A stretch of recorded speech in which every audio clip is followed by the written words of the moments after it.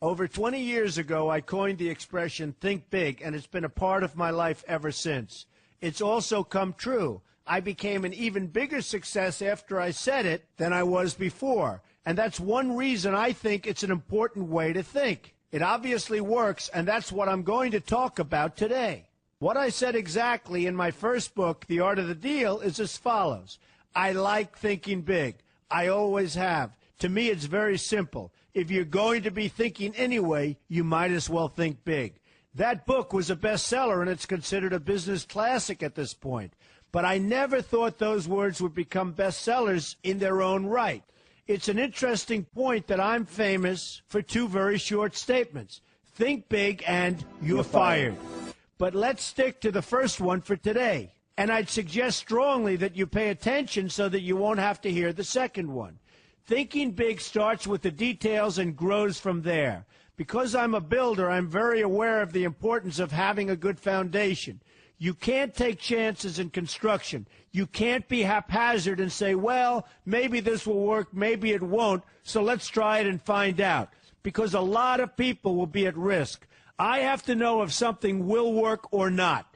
Every inch has to be accounted for. In other words, thinking big starts with being thorough. So number one, be thorough. Don't count on happenstance to get you anywhere, because it won't. Number two, get a momentum going and keep your momentum going. You have to have big ideas, but you've got to have the energy to get them done, which can sometimes take a long time. If you don't have momentum, you will not have what it takes to get the job done. Patience alone isn't enough.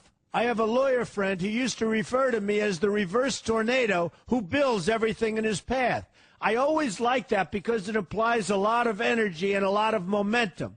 And that's exactly what it takes to get anything done. So keep your momentum going.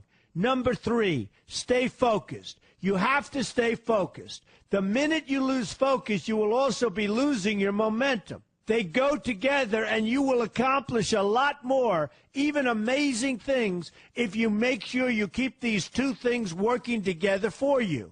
I've seen very talented people literally go down the drain because they couldn't seem to keep their focus long enough to get anything done. In this day of multitasking, that can be a real challenge, but it's absolutely necessary. Ask yourself this question: what should I be thinking about right now? That simple question can restore your focus in no time at all. And your answer right now should be listening to Donald Trump. Number four, look at the solution, not the problem. This is very important if you ever want to learn to think big. And here's why. No matter what you do, you're bound to run into problems. It's just part of life, a part of business, a part of anything worth doing.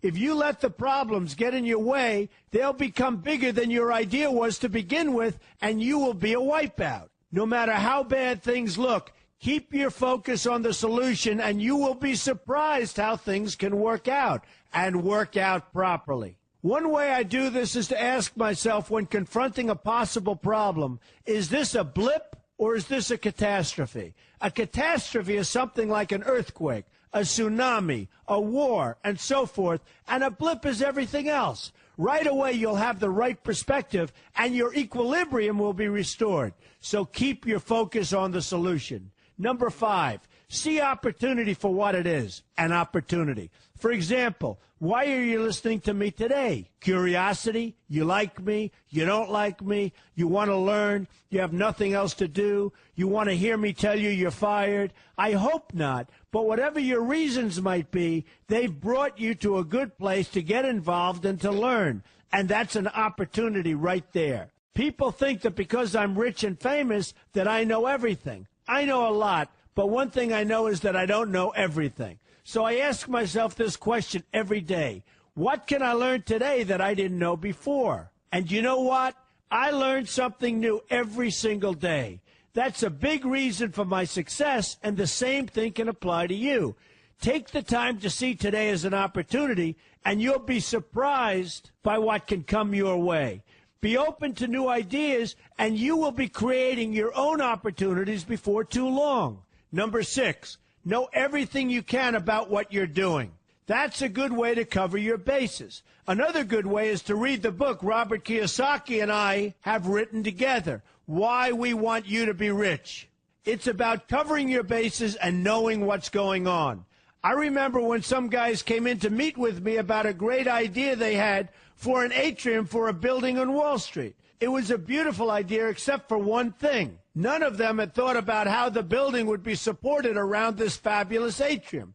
They didn't take into account the steel columns that were necessary to support a 72-story building, a very big and embarrassing oversight that could have been avoided if they'd taken the time to think about what they were doing. Don't let that happen to you. Know what you're doing first. Number 7, be lucky. Remember the old saying, the harder I work, the luckier I get. Well, it happens to be true. It works for me, and I've encountered some pretty big successes.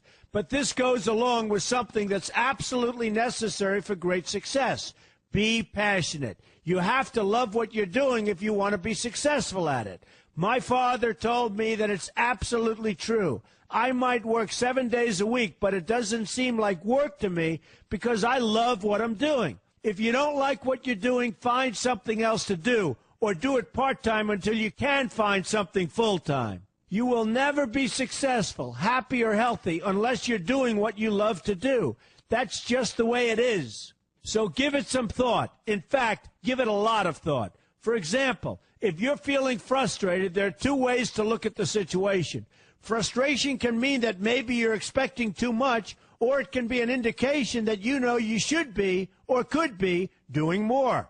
Use frustration as a motivator. Use it to get where you want to go instead of staying where you don't want to be. But above all, be passionate. That's the fast track to success, no matter what your interests are. Number 8, see yourself as victorious. That can zap negativity immediately and put a positive spin on problems. I've gotten to the point where I see problems as challenges that I'll enjoy meeting and dealing with. My point here is that no matter what you do, you will encounter problems. Why not see them as challenges instead and know that you are more capable of dealing with them? That's positive thinking with a realistic slant. When I go into negotiations, I keep an open mind to what may happen. But I can tell you that there's already a done deal attitude on my part. I've already thought the process through to the extent that I know everything will be better off if they agree with what I've come up with because I've taken both sides into account. I enter the situation with a victorious attitude, and I've had enough victories to know that this attitude works. Use it. Number 9, be smart. Know that you have something unique to offer because you do use the tools that are provided for you and remain open to new ideas. That's being smart. That's also where innovation comes from. Being smart means you know how to use what you've got. That doesn't mean there's nothing left to learn, but it means that you will have the ability to learn and move forward with success. And success is very important. Success is what you want. Just be successful. Believe me, you'll be happier. I know people who have had very few real advantages in life, and yet they've managed to become giant successes. They figured out how to use what they had, not to dwell on what they didn't have. I'm convinced that everyone has something useful to offer, and if you apply yourself diligently, you'll find that you have what it takes to succeed, and you're going to be a lot happier for it. Number 10, above all, never give up. Never, never, never give up. The only time you will be a failure is if you quit trying. Only losers quit. The biggest losers in the world are quitters. Winners keep on going. So whatever you do, never give up. My father always used to harp, never give up, son, never give up. Don't ever quit. I never want to see you give up or quit. Well, my father was a smart guy, and I listened to him. And remember, think big. A good way to start is to read our new book, Why We Want You to Be Rich. 2 men, 1 message. There's a lot of great advice in there for you, and I expect you to pay attention. You're going to do fantastically well. You're going to be a winner, and I'm going to see you in the winner's circle.